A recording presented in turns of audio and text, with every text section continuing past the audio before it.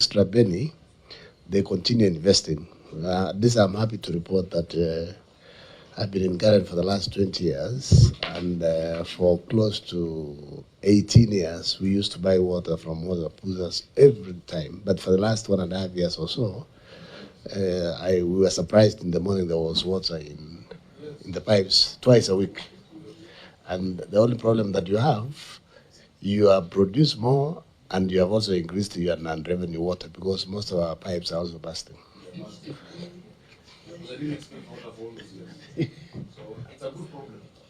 Yeah, but you see, there is something that was said that you have what Kenya Power has done. I don't know if you can do it because you have some people who the debt collectors and the credits. You know, there is something that Kenya Power has done in the last 2 years or so. They dedicate one day for these inspectors or the debt collectors to go around.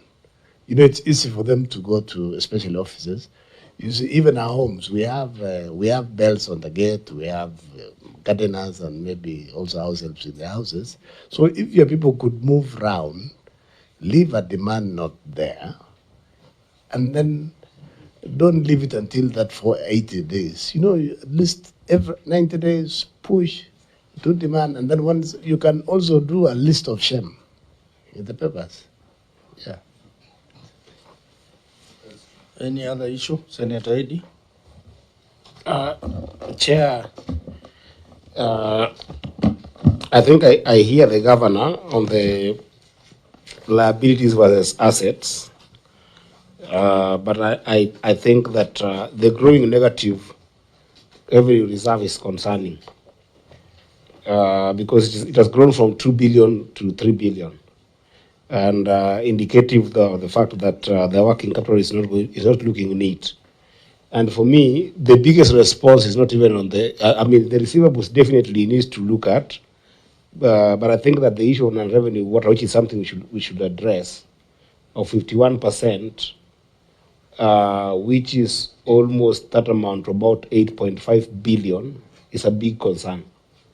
Because even if you are to add the assets and the negative working capital, you just get about 9 billion, which means that if the non-revenue water was to be dealt with drastically, it can deal with the entire issue of that cash flow problem. But the reason why it's difficult to address, because I'm getting the governor is echoing more and more that he is comfortable with the idea that public institutions do not need to pay him. He cannot put pressure on them to pay him. You know, he together with the MD, the governor has talked about the schools within Nairobi not being able to pay, and he cannot cut water connections to these places or not supply. He has talked about the military not being able to pay or not paying, not being able is one thing and not paying is another. And I think that, Governor, this one, I don't think you should get comfortable with at all. I think this is whereby this committee can be able to actually help you, because I am certain beyond doubt that when you look at the Ministry of Defense budget, it will be ridiculous to think that they don't budget for water. So by us being comfortable that, you know, NCW does not need to get its fair share from this national government entity that are supposed to pay them, is actually enabling those other people to enjoy a budget that they're supposed to give you. So for me, the question is, how do we reduce this non-revenue water that is coming from a commercial side? I do understand if it is a fiscal loss, whereby infrastructure has led to, you know, some kind of losses because of some bursting pipes, or because maybe the planning was going here and there was site construction in some part of your pipes, and then they broke. That I understand, and I think it's still avoidable. But for commercial losses, you're billing people, they're not paying you because they're national government entities.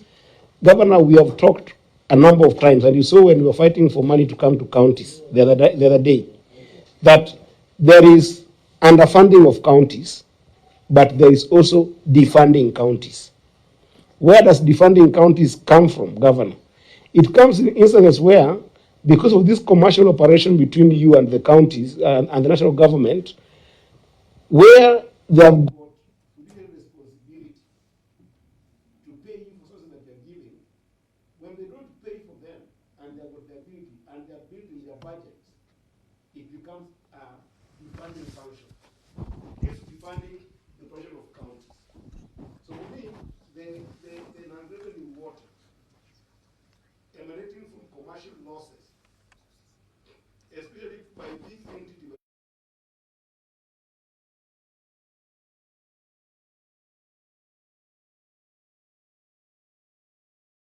must be involved, and national government must be able to pay those services. Because if they don't, government, they Governor, look at it this way. Where you're not able to pay, where you're not where you're not able to receive your payment that is rightfully due to your entities, you'll be forced to budget for some form of grant to enable cash flow in these companies. The money you're budgeting is taken from the allocation that is done by the vertical share, right? So then you're funding a function that has given national government service, and yet they give us little money to give you when we're looking for the vertical share. I think this is a fight that we must take on, COG and us. Very nice input. Because it doesn't make sense. On non-revenue water, which is the next one. Yes. So any other comment? That's the biggest response to that. Any other comment on non-revenue water?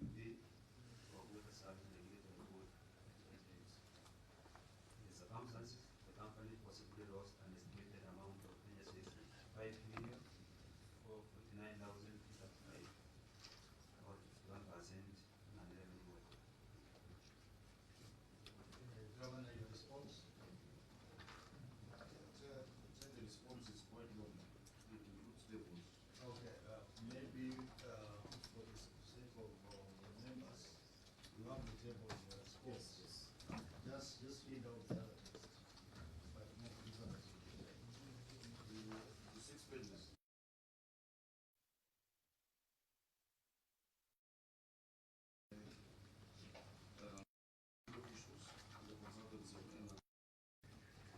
We've looked at the challenges, the monitor, water practices, then the infrastructure stream, which I'm talking about, and then the commercial there's infrastructure, then commercialization of water and human settlements,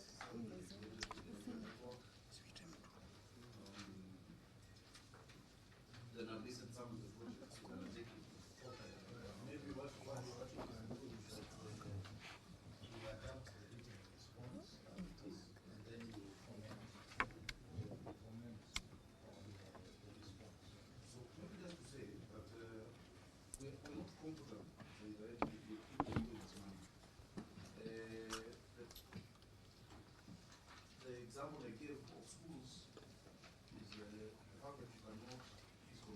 primary schools. And our schools have huge population, 6,000 children, 5,000 children.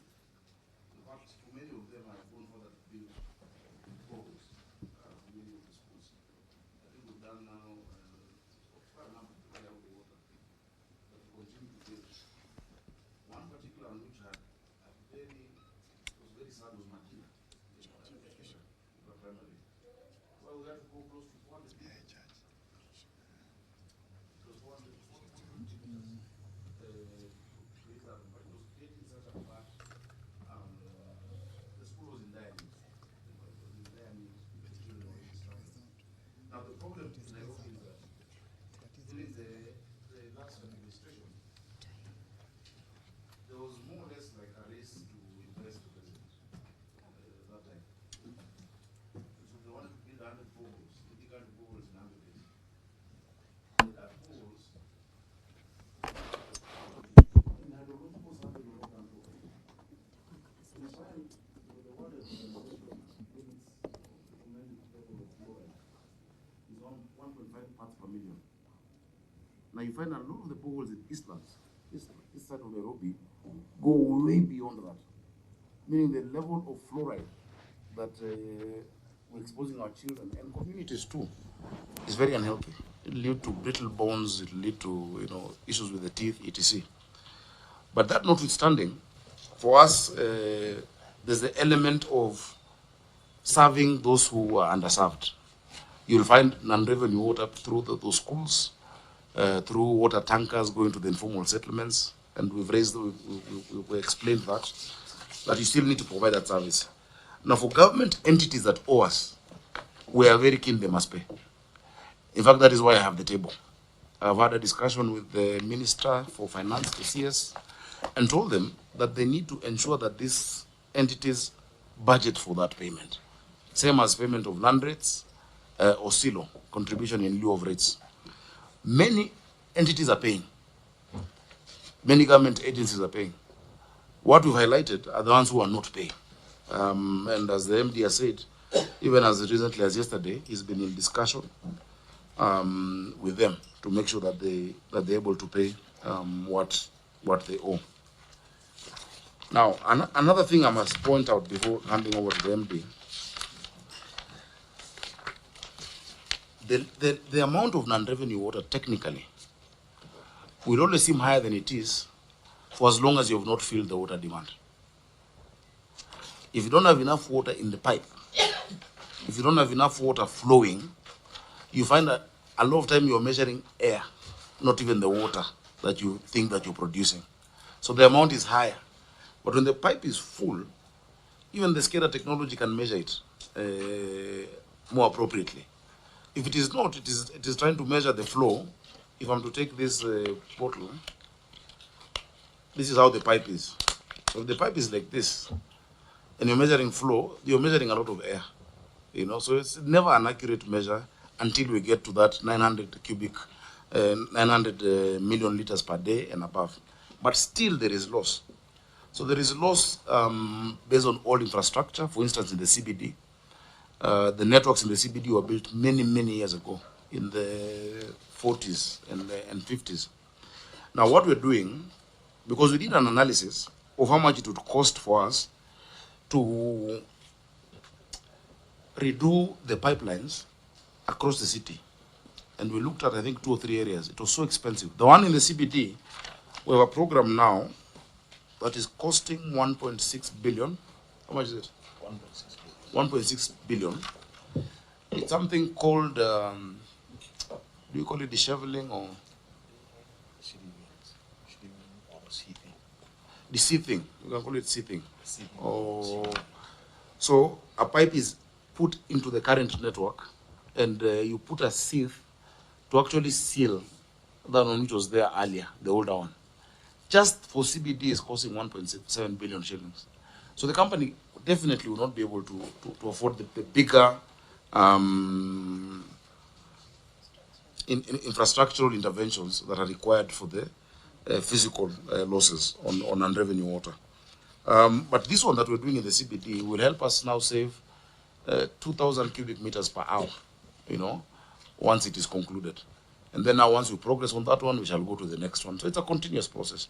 There's no one who will tell you they'll finish non-revenue water in a year or just by one intervention. It is not there. So this is one of those things that will always come up as an audit query, you know. And there is no country that has no non-revenue water, by the way. I think the best in the region must be Kampala. And the reason why Kampala, Uganda has good non-revenue water numbers is because of the terrain, you know, because it is hilly. So the water is actually flowing where it is needed. And then they will give you more details around that. I had already explained the issue of the high demand gap, the need for 900 cubic meters a day, 900,000 cubic meters a day, or 900 million liters, contrasting it with now we are at 600 and 657 to be exact million liters per day. And we really want to bridge that final gap, which we can do. I've given you the example of the financing from Korea. Irregular consumer water practices, that shows you what we call illegal connections. A lot of these illegal connections, and we've been working with what we call the water police to arrest it. People are just unscrupulous. I went to, where were we, on Airport North Road, and we found a lady who was a kiosk, what looks like a kiosk. But inside, she has 16 pumps. You know, it's a pumping station. She has infiltrated our pipeline, going towards past city cabanas. 16 pumps underground. She's supplying water to apartments on that area. And she's also supplying electricity. So she is Kenya Power and Nairobi Water in one, you know. And so there are many such instances. But people will tell you that you've seen fewer water bowsers, because before it was those cartels who would, you know, do artificial shortages and then bring in the bowsers. So for us, the illegal connections. For instance, I'll give you an example of Kibra, where we've had to concretize a big part of the pipeline to stop the infiltration, but while at the same time providing water in a social way for the people of Kibra, because they also need water. But we're giving them, and now they're much happier than they were before. And that is the biggest reason why Langata was not getting water. Because not only is it on a higher terrain, it's going uphill from Kibra, but also the infiltration on the lines. Now we've done the Kungu-Karumba Road pipeline on that side, and this other one through Bomas. The issue had been waived with KWS. That has been resolved. Another issue is the meter under registration. As a result of the intermittent water supply, the highest infrastructural strain is induced on water meters. We use volumetric, velocity, and Waltman turbine type mechanical meters. With the key installations are what we've put, where we've put smart meters. You know, a few of those smart meters. So during low flow supply periods, Chairman, is what I was trying to explain even using this. When water flow in the meter is not full bore, not fully in the pipe, water seeps through the meter without filling the measuring chamber in volumetric meters or moving the impeller in velocity, and Waltman turbine meters, and hence is not registered. So the water is consumed by the consumers but not billed by NCWC, because it has flown, it has passed through without creating a, how do I put it? Without being measured, really, you know, but we've produced it. So the numbers you have from our production capacity at our water treatment shows you that we've produced this amount. Because of low pressure and it's not full bore, as I showed you, the water then seeps through and gets to the consumer in some of those areas. So that's why we need to do quite some level of infrastructure interventions on our water line. The measures to deal with NRW, I will ask the MD to continue and take you through. MD. And by that low number I told you of Uganda is 26%? 28%. And that's the lowest, you know, that we have in the region due to that terrain. No, Malindi has 16%. But you can't compare. Anyway, it's not comparable to It's a Nairobi. small place. But anyway, I mean, that's good for them, that they've been able to achieve that. Thank you so much, Your Excellency. Thank you so much, members. Be on record. Actually, the lowest non-revenue water in Kenya is in Nyeri water. The latest Back 1997, GT was doing a feasibility study in the country to see how to reduce non-revenue water. And they chose four water companies: Nyeri, Kericho, Erondoret, and the Meru water, where all the old infrastructures were discarded and new infrastructures were installed in those four towns. Today, they are the only towns which boast of low non-revenue water of 25%, because the infrastructure is new.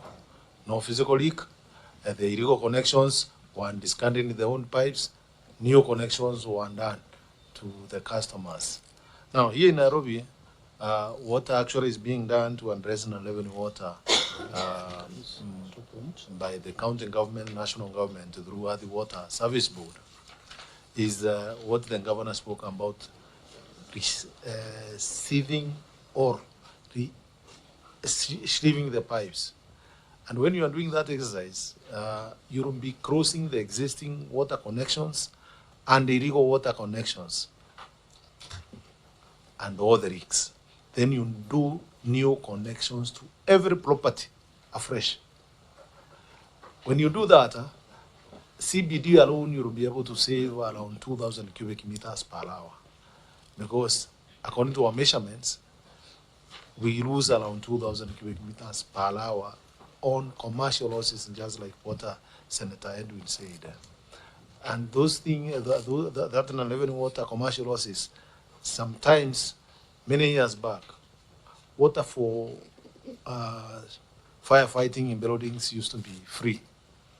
Buildings used to have a connection free to firefight in those buildings. Those connections, nobody knows where they are.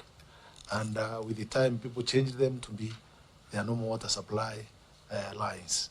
But you cannot be able to trace them unless I excavate the whole road trying to trace those connections. The solution is that sieving or retrieving the pipes. Okay. I will not be surprised when we do it. You'll find even government offices with they will be complaining there is no water before their connections are done. I will give you an example. Intercontinental Hotel was discovered back, I think 2008, 308-inch connection, which was giving water without any meter. You can go to this cooperative building. They call it what? Afia House. Afia House actually in, I think 2015 or 2018, 6-inch, no connection firefighting system. You can go to our own assembly. We discovered the other day they did not have a meter also. They were using the firefighting connection for the whole city, which we metered. So once we do those reshielding, we will end all that problem and will solve some of those problems. Now, this work is being funded by AFD under credit 1135. Then this Korean government also want to fund Apail, South B, South C, and Kriman area. They have already done a feasibility study. They want to fund it through Anglant themselves, to do it themselves through Anglant. Yeah.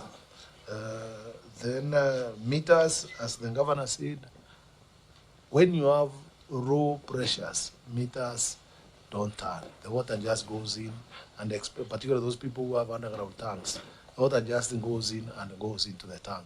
Then you pump the water, we don't get the water, any revenue. The way the meters are manufactured, from 2-inch, the meters, the transducer or the turbine is placed on top, and it is at the veins at 3/4 of the pipe. So if the water does not reach 3/4, it can't turn the veins. It becomes non-revenue water. Okay. So all these problems we have, they are compounded. You are the people who can assist us, allocate money to do some of these water sources. It is not a lot of money. I don't know why you cry, you don't have water. I was here, but the money required is not a lot of money. If you allocate 8 billion every year for 5 years, you'll make Nairobi get adequate water up to 2032. The two projects the governor was talking about, they don't require a lot of money as many people may think. It's just 67 billion. So if you allocate 18 billion in 4 or 5 years, you will resolve that problem. Now, Thank you while so at that point of money and revenue water, in your response, I've come across a very important point. You said Sureka Consultants, which was done in 2016, they started in Nairobi non-revenue water scenario and devised regional action plans to reduce non-revenue water from 40.35% to 18.5% at a cost of 2.8 billion shillings without pipe replacement as option number one, and 5.7 billion shillings with pipe replacement. So I was wondering then, you just need 2.3 billion or at a higher level, 5.7 billion to resolve the non-revenue water problem in Nairobi. Is that the case? So that now it goes below 25%. Thank you so much. The report is actually attached. It is in, I think, the link. This is a bulking document. The 2.8 billion and the 5.4 billion, that is to solve non-revenue water in 2 regions. Nairobi is divided into 9 regions. Now, the standing Langata, which is a part of Kebla constituency and Langata constituency, and then Loisambu, which is Loisambu constituency, and this one goes all the way to Kawales. Yes, that constituency. Those are the 2 constituencies which were standing to use 5.3 or 4 billion shillings. At the current rate, it goes to 9 billion. Your table is talking about 6 regions. No, it's a 4. It's 2 It's regions. talking about central, eastern, northeastern, northerner, southerner, westerner. If you look at your table keenly,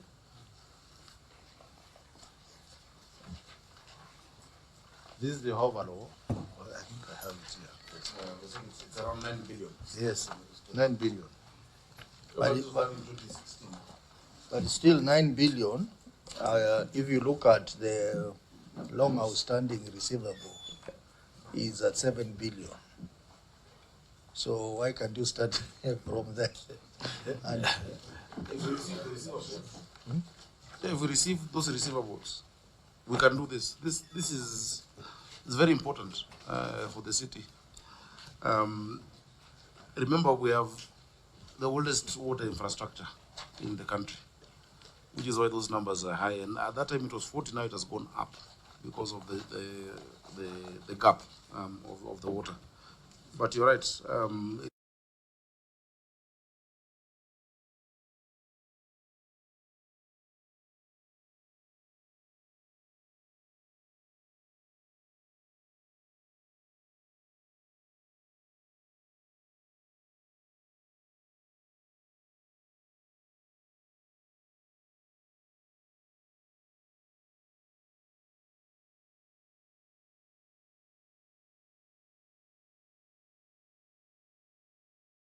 That's not fair because there's no money. But I think that MD there are adventurous ways with which you can deal with this duality of a problem, and I think that